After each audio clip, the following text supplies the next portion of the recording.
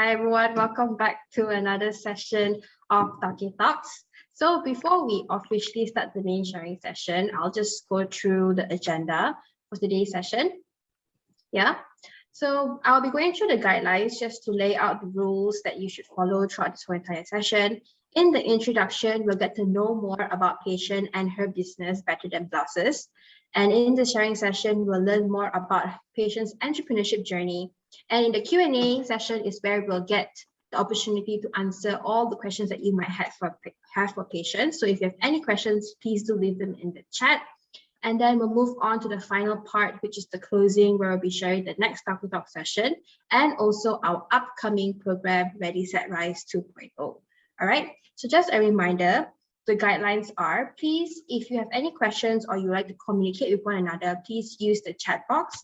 And please also make sure you change the settings to only panelists to everyone, or panelists and as well as participant, yeah, so everybody can see your message. And if you're familiar with the Zoom webinar settings, you can always leave your Q&A or questions that you might have for Pei Shern in the Q&A box. Yep. Only if you're familiar with the Zoom setting. And if you're communicating, please be reminded to use respectful language at all times. All right, so without further ado, hi, my name is Cindy, and I'll be your host today. So welcome to Tauke Talks, everyone. So if you don't know what Tauke Talks is a series of sharing session where we essentially invite small business owners to come and share about their journey as an entrepreneur and also the motivation behind why they started their own business. Right, so Tauke Talks was actually started by RYSE. So if you don't know what RYSE is actually a research and social outreach project that empowers a Malaysian youth through entrepreneurship, and RYSE is supported by Citi Foundation. So hopefully through Tauke Talks, we want to change the perception that entrepreneurship is only limited to big companies or big names that we currently know, but also to highlight that entrepreneurship also covers small and mighty business such as Better Than Blouses. Yeah. So through Tauke Talks, RYSE aims to showcase the stories of small local businesses that started their business in Malaysia, and also still the businesses that are still striving to chase their dreams despite any circumstances they might have. All right. So I'm very happy to welcome our guest today, Pei Shern from Better Than Blouses. Hi, Pei Shern. Hello. Yeah, hey, hi. Okay. Yeah, go ahead. Yeah, so this is Pei Shern, everyone. So she is the owner and also creator of Better Than Blouses. So I will give the floor now to her to kind of explain briefly about her business and also her brand. Yeah. Yeah. Okay. So thank you again, Cindy, and the team at Tauke Talks for having me. My name is Pei Shern, like Cindy said accurately. I'm the proud owner and creator of Better Than Blouses, otherwise known as BTB. So what I do is I make apparel from printed materials. I make them in small batches, and my aim is to make it versatile and suitable for all occasions. So currently the printed material that I'm working on is batik. I've not niched myself to batik, but currently the aim is to, I guess, to revolutionize how we wear this culturally sentimental fabric. Traditionally, it's been associated very much with more formal events like weddings, kebayas. And sure, you can wear a kebaya every day, but yeah, not everybody wants to take that effort. So my approach to my brand is to make my wearables as versatile and as suitable for every occasion. Yeah. So yeah, I guess that's my opening. But yeah, before I start, I'd just like to apologize for anything that for any rambling, if I might do any, because I am quite nervous at live sessions. And I have my phone here actually to look at some points so I don't go off on a tangent, because I tend to do that when I'm having a nervous breakdown. So we'll see how this goes, and I'll try and make it as pain-free as possible for you and for me. Yeah, so go ahead, Cindy. All right, thank you. So now we'll see a short video of a short introduction for Better Than Blouses. Yeah. Oh,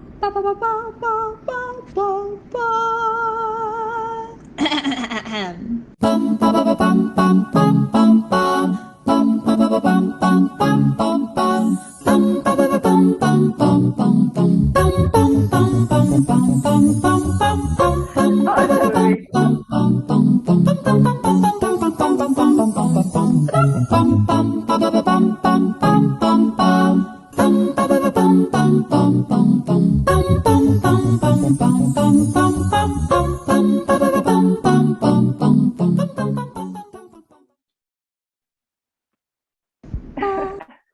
All right, great. So that's the introduction video. And now the next slide will be about the few products that Pei Shern mentioned earlier about her business. So this is the the pictures that she's provided us with. Yeah. So Pei Shern, can you share a bit about like how do people get to buy your products or find out more about you if they're interested? Yep. Okay, so I started quite organically on Instagram. And yeah, I would mention this again and again throughout our talk about how social media has helped me. So I started mainly on Instagram, and that's how I communicate my like what's up and coming. The stories that I put up would give people an indication of when I'm dropping my new collection. So just follow me on Instagram, and I am this personality there. Otherwise, yeah, Facebook is another way of getting. Facebook and Instagram are the same thing. Then there's my website, betterthanblouses.com, and currently, right now, I'm sitting at my physical location, 45 Malay Street in Georgetown, Penang, Heritage Georgetown, Penang. And maybe if we have the time later, I'll just give you a 360. And I'll try not to give anybody motion sickness because I'm using the computer. Right. Yeah. Great. Thank you so much for that. So if any one of you are interested to find out more about Better Than Blouses, or by seeing her products, you're interested to purchase one yourself, you can always find out more via their Facebook, Instagram, and also their website. Yeah, so without further ado, I think we can go to the main sharing session. So Pei Shern, now to learn more about you and your journey as an entrepreneur, can you share a bit about what inspired you to actually start your own business? Maybe bring us through the whole process. Like, what did you do before starting your own business? Yep. Yeah, okay. So I was a doctor only for a short period of time. But okay, so I graduated as a medical doctor back in 2011. And I quickly realized, I kind of had an inkling that it wasn't that suitable for what I want in my life. So after I gave it a chance. I went into housemanship, but like very quickly after that, I decided that the lifestyle that it required of me wasn't something that I desired. Okay, so yeah, I graduated. I'm a good Asian daughter, become doctor. Anyway, that aside, my parents were also very supportive when I decided not to do it conventionally as a doctor. But I went quickly into something very related. I went over to the dark side. I went to the pharmaceutical industry. I worked for them for about 5 to 6 years. I was a medical manager there, and I was in charge of a few diseases. And through this time frame, I got to travel a lot. And I think that also inspired a lot of my designs through the travels. And we would travel to just keep up to date with what is up and coming, okay? Like what's the newest medicine, so on and so forth. Not only Sinovac, Pfizer, and AstraZeneca. Yeah, so during these travels, it opened up my eyes to a lot of what different cultures, how they view fashion and beauty. So I wouldn't say it inspired me, but it is very much in my thought process whenever I make something. It has to be something across the board, because like the way Malaysians dress, or the way an English person dresses, it could be very different depending on the trend or what is fashionable to them then. Okay, so my aim was to just be across the board, and that's why most of my designs, I'd say, are pretty classy and basic, and in that way, very versatile because it can be used for every occasion. My spiel. Okay, anyway, after having the opportunity to travel and doing my 5 years, 6 years in a medically related field, I decided that I would give myself a year or so to just explore different avenues of creativity. Like all of us, most of us Asians, we don't get the privilege of having like a gap year. And because we come from a very industrial revolution sort of education background where we just, get educated to fulfill a role, we don't get time to look around and see what we can do and be creative. So obviously, not everybody will have that privilege, but I had. And I took about a year and a half to explore everything that I thought I would like to do. Like what you say during your tea breaks with your colleagues, oh, if I was not doing this, I will be doing this. So yeah, you can try different things, and that's what I was doing. And yeah, so along other things, I was alongside learning how to sew from my mother-in-law, I was doing ceramics, I was doing soap making, I was helping my husband, who's an artist, with many different projects, and helping my dad, who is an antique collector, all this to just do things like, so just little things. And Better Than Blouses started when I decided coincidentally during maybe about after 8 months of maybe even a year of exploring, my mom was having like a binge decluttering session. Okay. After, and like many mothers in Southeast Asia and grandmothers, they all had like a precious stash of batik fabric. I'm sure a lot of people can resonate with that. Like stacks of batik fabric that your mom has somehow just collected for you without your knowledge. Thinking that, okay, this is going to be for this doctor, that doctor, for a wedding or for anything. They always have plans to make it into wearables, and majority of some actually go through with it, but majority of the time it's just a stack of batik. So she decided with her less precious stack to give me some, where I could like explore my sewing skills that my mother-in-law ordained on me. And I decided to make my own wearable, and just with my background, fashion, not fashion, my desires to be across the board trendy or across the board classy. So with that, I came up with a prototype, which is the crop that I'm wearing right now. And yeah, I made a few. I gave it to my mom, my mother-in-law. Obviously, they say it's nice that I'm a family, right? Oh, nice. Okay, nice, whatever. And then so I decided with like some of my leftovers, I would go and try selling it at a pop-up market in Penang called Bus Depot. And this platform is, ask me more about it later, but I think it's a really good platform for people who want to just try out, like whether this is working or not. This is exactly what I did. So I tried out with a few blouses. This was in December 2018, okay, Christmas of 2018. And I sold out during the first week. Not the first week, weekend, they only opened the weekend. But okay, people like my stuff. Okay. So next weekend I did the same thing. Same thing happened. Okay, I think can. But yeah, this is basically like a Penang market, and it's just I wasn't making like hundreds of blouses. I made like a small batch of 10, 20. So also not a great gauge.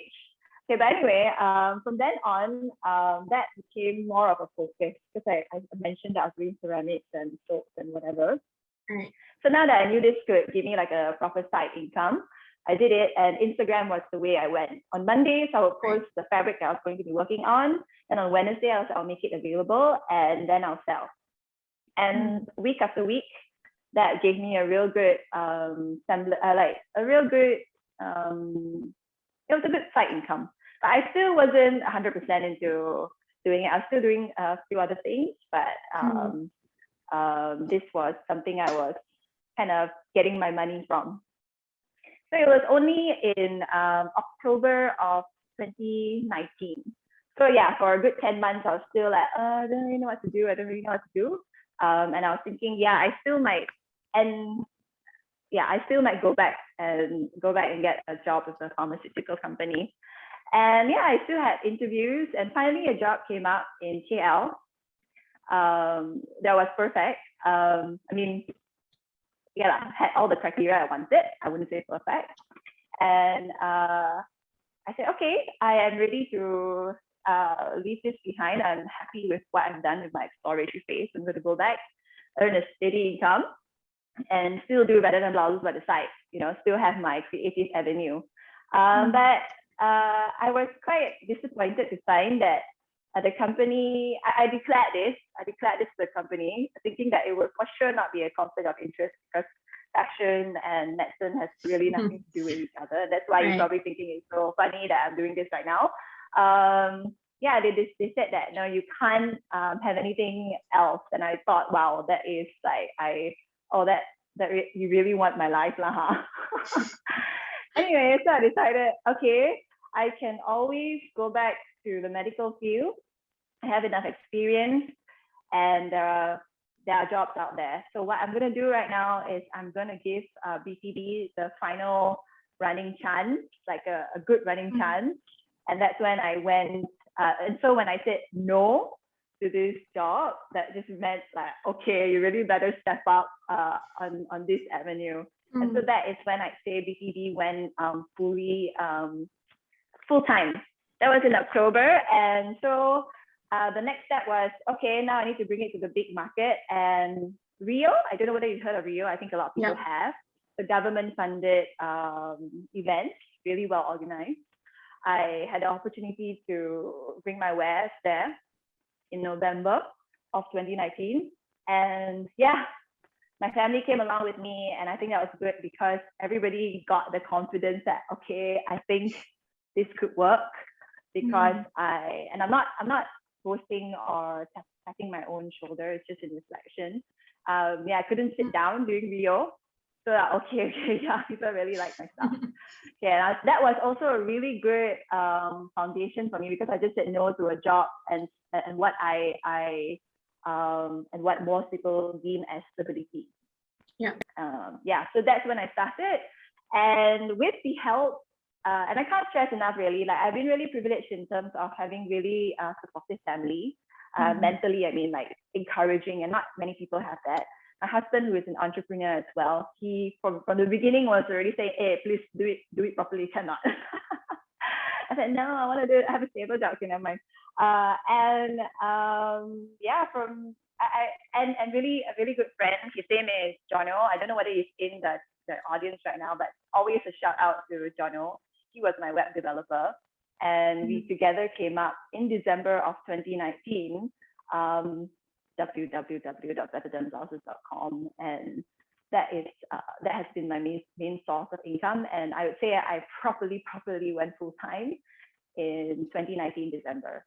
So yeah, I hope that wasn't so long-winded, but that is where I come from.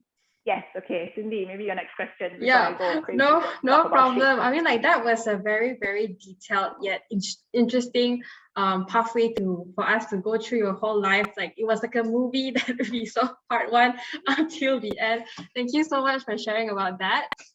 Since we're on the topic on inspiration, right? And then you've been doing it for almost 2021 now, almost 2-3 years officially as a business owner, right?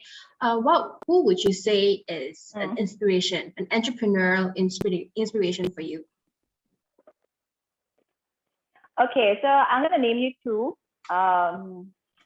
One, I don't know whether it's counted or not because he's my husband. So my husband's an artist. Why he's an inspiration, and I don't tell him this because husband-wife dynamic, like, don't tell him this. Anyway, He might listen to this and say, oh yeah, see, it's all you anyway. Tom, my husband, Thomas Powell, he is an artist and he's been self-employed since we graduated. Okay, and he has been an inspiration for me because of his very strong sense of self and very strong sense of being okay with being self-employed. Okay, so I live with him day to day. So I gain a lot of confidence from his confidence. So what I mean is, okay, this doesn't reflect on my parenting, on my parents. It's just, I think, a society as a whole. Conventionally, Asian people, when we work or when we do things, it's always you work hard and then you play later. If you don't work hard enough, you don't deserve to play. Yeah, this is something very common in our mindset. So yeah, true. Okay, fine. To a certain extent, yeah, you work hard and then you relax and you play and you rejuvenate. But that it also can work on the flip side, where you play and you reward yourself and you relax, and that gives you the inspiration to do things. And yeah, I think that is something I also struggle with, being self-employed. Every day, I mean, there's ups and downs being self-employed, and I try to, and I'm getting better at being okay with not always working and not always producing. So he has been a great source of inspiration that way. Another one would be, I don't follow her obsessively, but I follow her on Instagram. I think everybody knows Bibi Yusof. And the reason why she's my inspiration, she's the same age as me. I'm 34, she's 34. She has, or is going to have 4 children. And she's a great brand ambassador for her own brand. And so she's very involved in the brand. I am involved in my own brand as well. I mean, I'm the sole, I'm a one-man show. So I just find it like a little push when I see her doing things and introducing new products and just being so involved in a brand. And a couple with all the craziness of 4 children and blah, blah, blah, blah, blah. I don't have that. I have 4 cats. And they kind of take care of themselves. So I look to her and I say, okay, if she's doing something, then okay, just go, you can do it. Just do it. Yeah. So she would be another source of inspiration, I'd say. Yeah. Thank you so much for sharing about that. Now we kind of know your inspiration in doing your business. I think you talked a little bit about a challenge that you have, right? Not to constantly grind, but also take time and know that it's okay to rest. So I'll move on to my next question, which touched a little bit about challenges. So can you share a bit about what were the challenges you faced when you first started, and how did you actually overcome those challenges? Okay, I have a few challenges. One that I haven't overcome yet, and that would be the self-employment thing, right? It is something that you just need to, there's no real way of telling people how to do it. You have to live it, and then you need to be okay with yourself when you don't produce. If you're lying down, which is something I did yesterday, if you're lying down on the couch, scrolling through Instagram for 3 hours, and you are so upset with yourself for wasting time, are you going to spend more time being upset that you've not been productive, or just like take it as, okay, I'm just gonna put that aside and I'm gonna work from there. So it's a constant challenge, and this is just something self-employed people, I think a lot of us suffer from. You have to be kind to yourself, and because when you are self-employed, everything is you. If you don't produce, you don't harvest. If you don't say something on Instagram, you're not going to get the response. It's something that everybody will have to get used to, and I'm getting better at it for sure. Okay, so that's one challenge. Another challenge would probably be more of like the consistency of the fabrics that I'm getting. It was difficult. It's difficult to get it consistent because my stuff is not hand painted. That is another level artist. This is like screen printed, but I think it's done like by hand. And so when you do that, like a lot of the time when you order a different batch, when you think it's what you're gonna get, it's not something you get. The color is a little bit off. So then you just need to adapt and be flexible. Okay, and one more challenge would probably be copycat. That is something I totally have gotten over. So during the initial part when I was creating, I have a few customers that would like one or two customers that like bought a whole lot of stuff. I was like, yeah, thank you very much. And then suddenly they had their own this was the exact same cut, and they were like posing and using words that I would normally usually use. So that was just annoying. And I learned that it's all right because these copycats, they're always one step behind because they don't have the initial idea. They're just following what you do. And they're not you. My brand is me. So they're not you, so they will never be you. So that is something that I got over. I'm not saying that I'm the only one that can use batik. That's not the reason why I'm here today. Is encourage you to go and like do your own thing. If you want to do stuff with batik, go ahead. It's nothing to do. Batik has been here forever. It's been used for everything, and what has been done before. But yeah, so I'm encouraging you to go and do. But copycats are slightly different. It's a different thing. Yeah, but that is something I got over with, and it's actually it's on the flip side quite encouraging because people like, wow, this girl's doing pretty good, so I should do whatever she's doing. So it's also a nice way of like I think either I don't know who, LV or Nike or whatever, they would send people to like the imitation goods market to see what they are producing, and then that is used as a gauge as to how good that people want their stuff. So it's like something like that lah. But yeah, I'm nowhere near LV or whatever. Yeah, so that is all the challenges. Thank you so much for sharing. I think the copycat one is the first time we've ever heard about it on Tauke Talks. I think that's a sign of like you're doing a very good job for people to want to copycat you, right? Yeah, I mean, it is something that is quite common in, I guess, wearables or even like style of picture taking, whatever. Yeah. Excuse me. Right.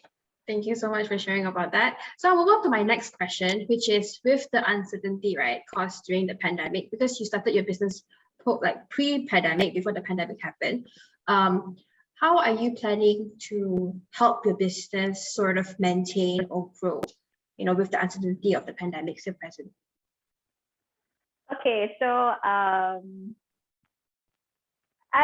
maybe I'll just point out that majority actually of my business was under the pandemic. I decided only to go like full on in December of 2019, and we all know the pandemic started in I think March, April.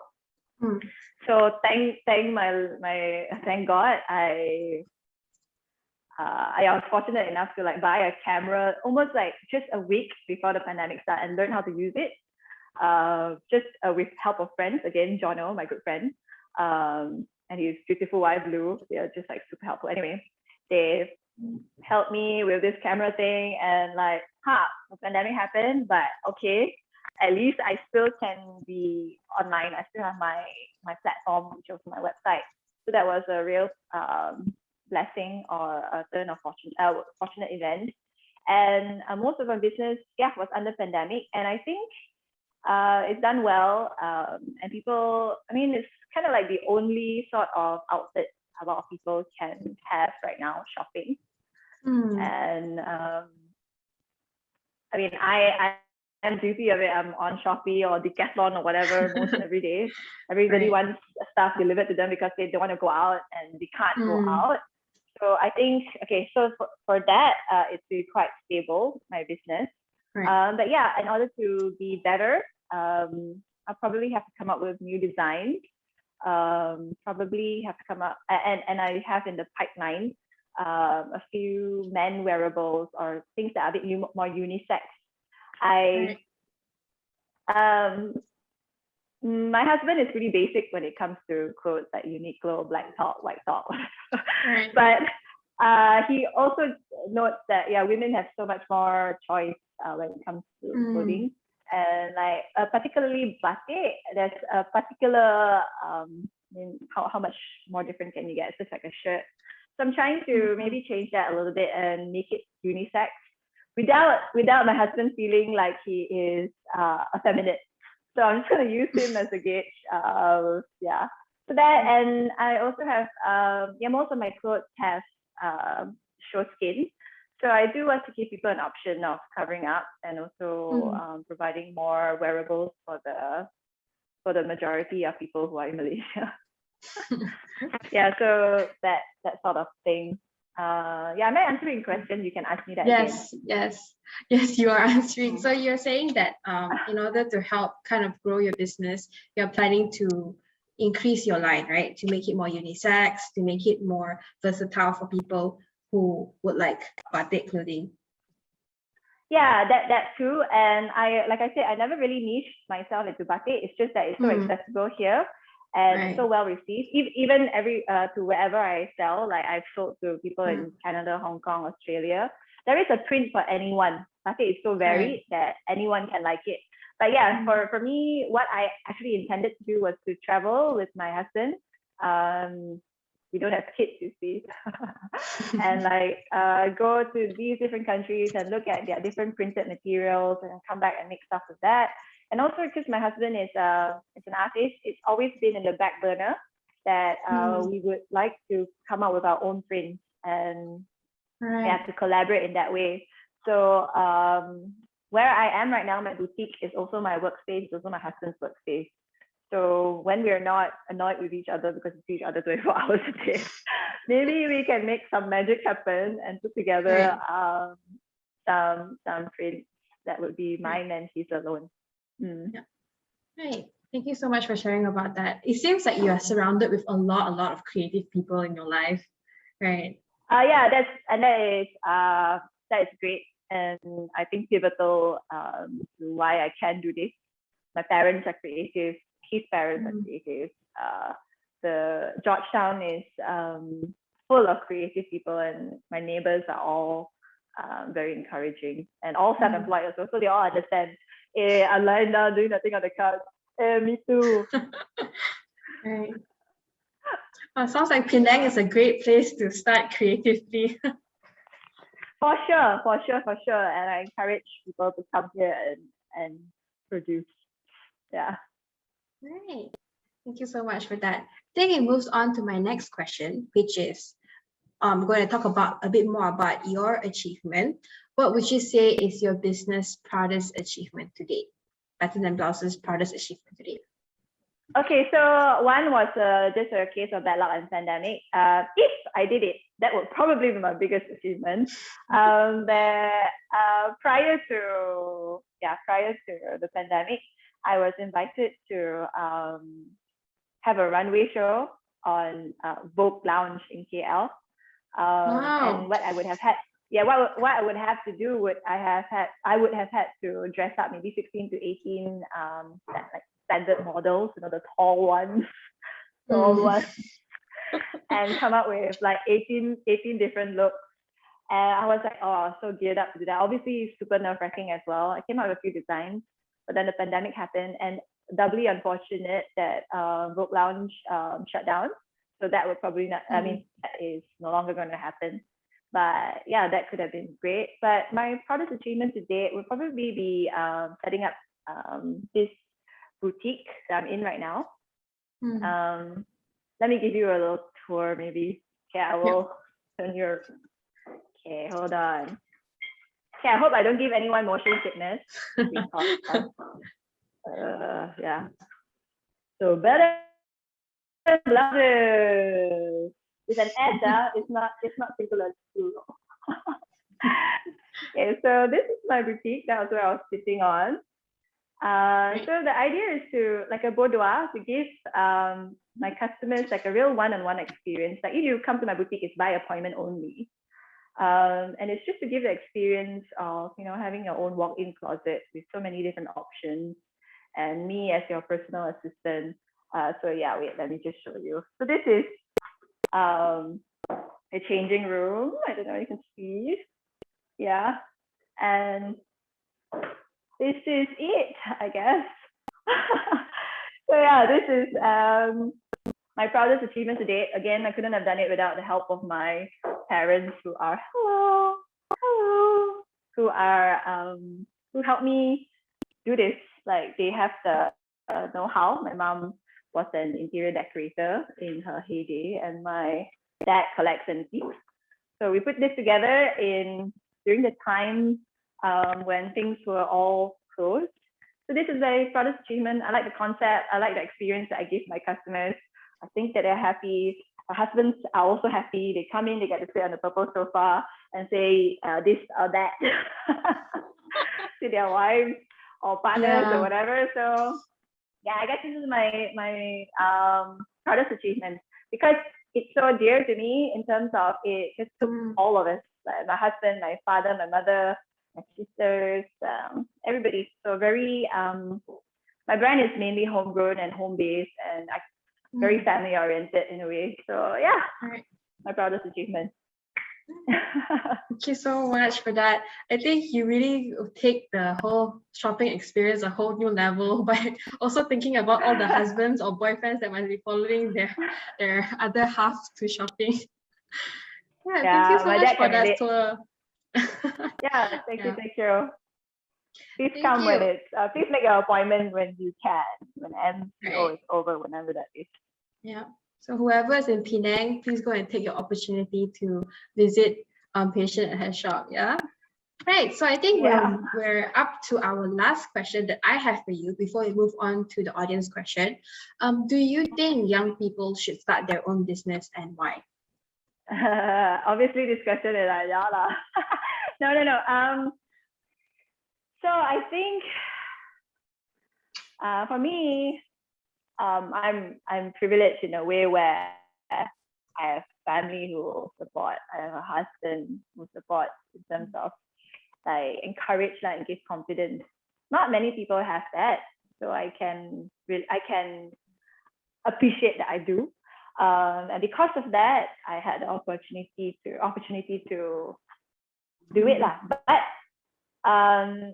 if you remember what I said, I spent like a good year and a half putting it at the side to gauge whether it will work or not. So yeah, if you have the time, do it by the side first maybe, and then gauge and then do it. Yeah, but and if you fail, and if you think at first you might think, oh, this could be something that I can do, and then when you actually do it, you find that, oh no, I really don't quite like it. It's all right. That's why I say start small. So go ahead if you have it in the back of your mind. If you can take the calculated risk, go ahead, because it's very fulfilling and very rewarding. But yes, it comes with its ups and downs. Self-employment is something that I am very not.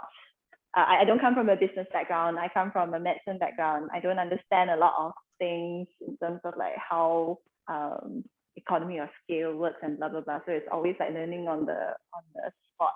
So I'm rambling, but yeah, I say go ahead if you can lah. An easy subjective question, whatever. Yeah. So give it a try. If it doesn't work, then it's okay, right? Take calculated risk. It's okay. Yeah, be flexible. Part of you're young. A lot of people, when they get to even my age, or when they start to get maybe 40 or 45, because you're so used to you no longer have the confidence. You're no longer brave enough to do things. I feel a lot of people just get really scared because they think that they're too old or whatever. But don't think that. If you're young, I mean, so if you're younger, yeah lah, your mind is still ready, then Right. pergi buat. Do it. All right. You heard that, everyone. You're young, just go Yeah, I and know. do it.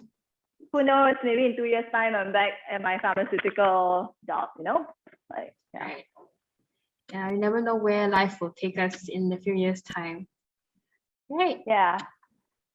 Yeah, that's all the question I have for you, Pei Shern. Thank you so much for answering my questions. Now we'll move on to the Okay, Q&A thank you. session.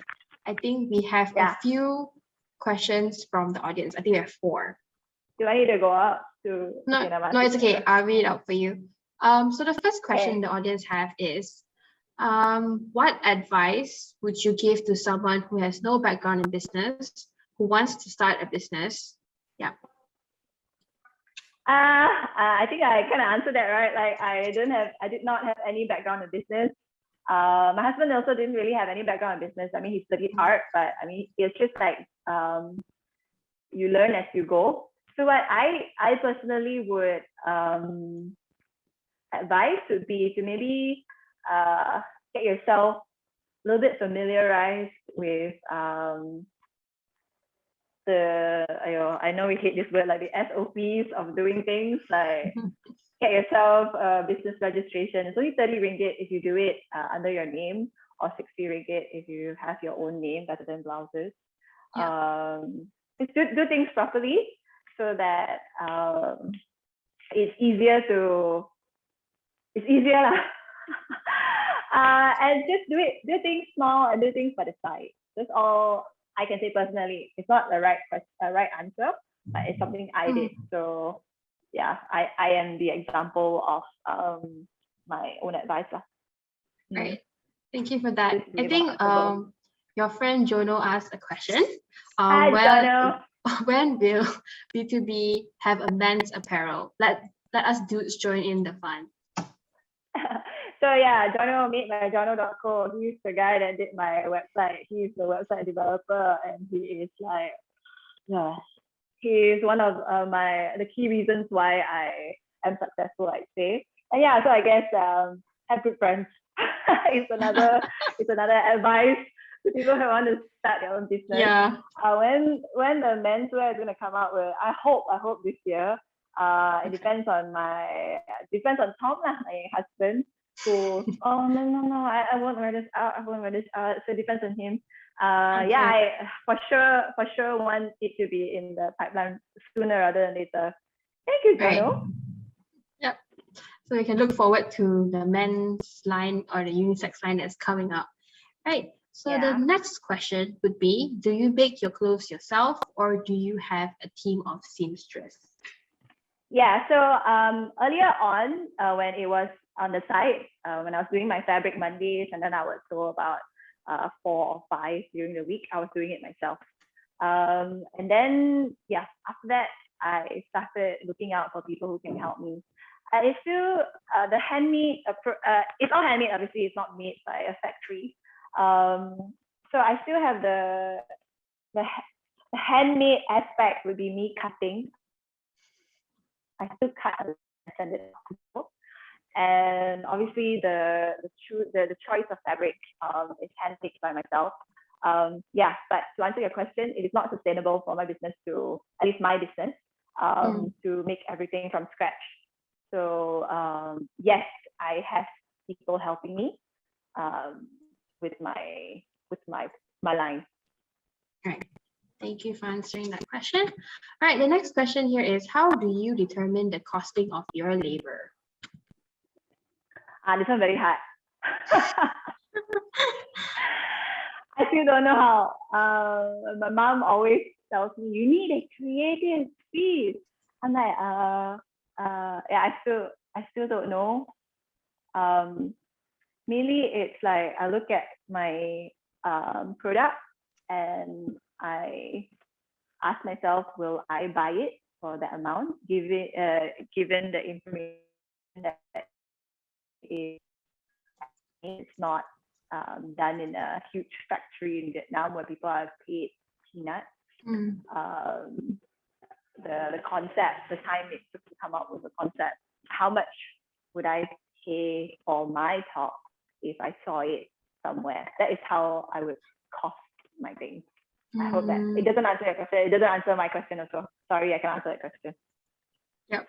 I think it gives us a bit of a perception or a perspective into how you can cost or kind of cost your labor based on that. I think it's a good approach to see like, okay, if I was a customer, how much will I pay, right? Instead of just pricing it off a certain formula. Yeah, and then you also need to maybe look at other people who are kind of your competitors and see how they price their stuff, because you don't want to undercut the market as well. And also, like, you want to give people, you want to make people appreciate that it's handmade.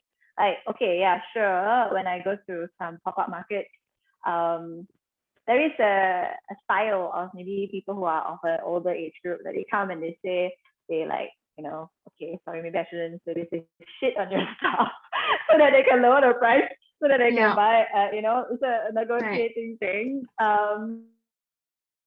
But I try and educate them and say that, you know, you don't go to H&M and say, give it to me at this price. And these guys, I mean, a lot of it is factory made.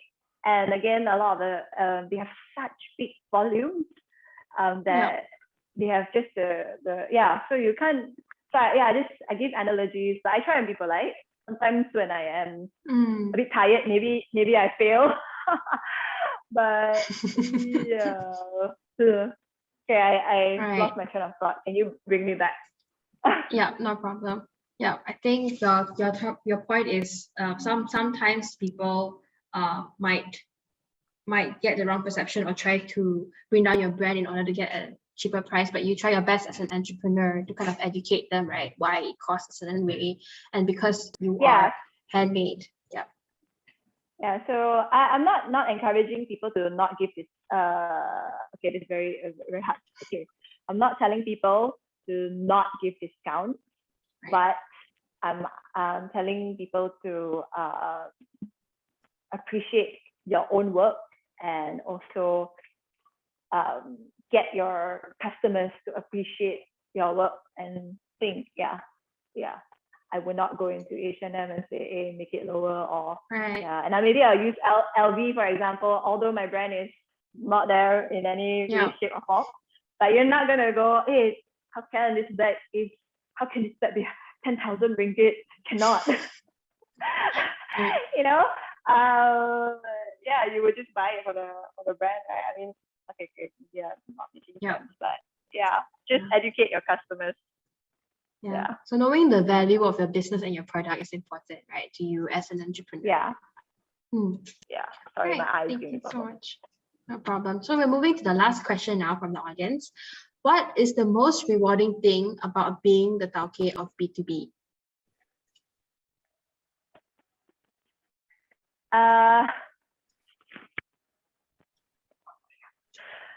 It is mine alone. I get to make my own wearables. People like my wearables. I get to present to people print on print outfits, and that's something I find super rewarding. Okay, you look at this mannequin. It's from the same fabric. It's printed, and it takes. Not everybody wants to wear printed materials because they're a little bit more docile in their fashion sense. But when I am able to cross that with people, when they come to my boutique and I show them, oh, this is different ways you can pair things up. Just like, I guess what I'm wearing right now, it's different. It's not the same fabric. And when people see that, oh, I can put these things together, I feel like it really kind of empowers and emboldens them a bit. And I find that super rewarding. So that, and also knowing that I can be successful if I'm not a doctor. Right. So that is rewarding too. Right. Okay. Right. Thank you so much for that. I think that kind of concludes the Q&A session for today. Thank you so much, Pei Shern, for taking the time to share about your experience here at Tauke Talks to everyone by RYSE and supported by Citi Foundation. Yeah. So I think what I really learned a lot from you is your passion for your craft and your views on how to take life as it goes. I think that's something that all of us here in the audience can learn as well. And also how you make your brand for yourself, right? And a brand is you alone. I think that's the first time I've heard any talkies here about that. So that's really something those who want to start business can really learn from that, right? So if you really enjoyed Pei Shern's sharing and you want to find out more about Better Than Blouses, please go and check them out via their Facebook, Instagram, and also their website, right? So if you're interested to know more about Tauke Talks or to join our next Tauke Talk session, next up we have John Ming, which is also a maker and someone in the creative part, but he's making children toys or educational toys for children, right, under model play. So if you're interested, you can go and register via the bit.ly to join his session next week.